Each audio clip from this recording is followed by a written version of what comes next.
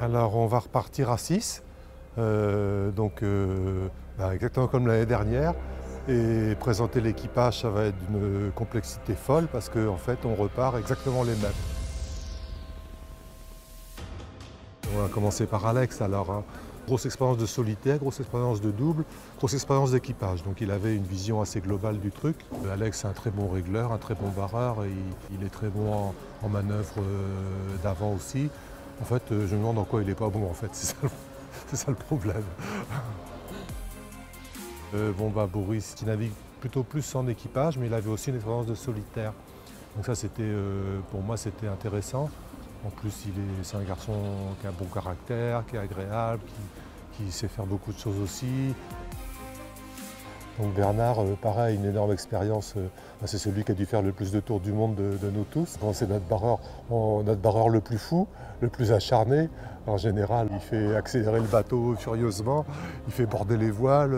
Il a une passion pour la vitesse qui est restée intacte. Alors Clément, il est là à l'année avec moi et Corentin pour préparer le bateau. C'est, on va dire, celui qui connaît le mieux le matériel du bateau. C'est un garçon qui est gentil, qui s'entend bien avec tout le monde, qui a un bon caractère, qui aime bien régler, qui aime bien manœuvrer, qui aime bien barrer. Donc pareil, un profil assez complet. Il a navigué aussi en solitaire, donc il a aussi une expérience de solitaire qui a apporté un plus à notre fonctionnement. Alors Guénolé, il est pareil, c'est un gars en or, il est réputé pour ça, il a été apprécié de tous les équipages avec qui il a navigué. Et il avait peut-être un petit manque d'expérience par rapport aux plus anciens au départ du précédent Tour du Monde. Et là, je pense qu'il connaîtra la musique aussi bien que certains, du fait qu'il a beaucoup barré, beaucoup manœuvré, beaucoup réglé, qu'il s'est passionné pour tout ça. Et pareil, quelqu'un de très complet aussi. Oui. Pas facile de se présenter soi-même. Hein. Je dirais que c'est le plus jeune de l'équipage, par exemple.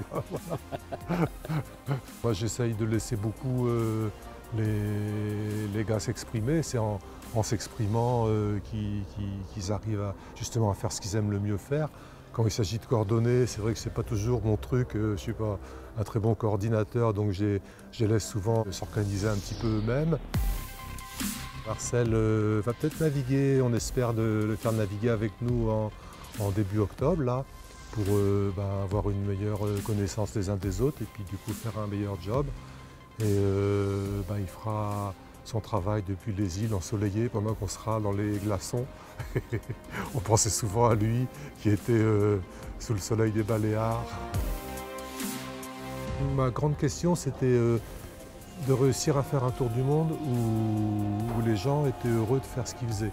Et c'est vrai que pour moi, c'était assez essentiel parce que quand on est heureux de faire quelque chose, on le fait bien. Voilà. En dehors du fait qu'on partage une tranche de vie sympa plutôt que mauvaise, c'était important d'avoir le goût de faire les choses pour les faire le mieux possible en fait. On a vu en plus qu'on n'était pas loin de la vérité, donc on a l'impression d'avoir un job à finir ensemble et rien n'est acquis, on n'est pas sûr de réussir, mais on sait qu'on était à deux doigts de réussir, quoi. Et donc on voudrait aboutir dans ce truc-là. Idexport est un savant mélange de bandits, de dandys, de braves pirates et de sportifs aguerris. Le cocktail est magique. Jusqu'ici en tout cas, ça lui réussit.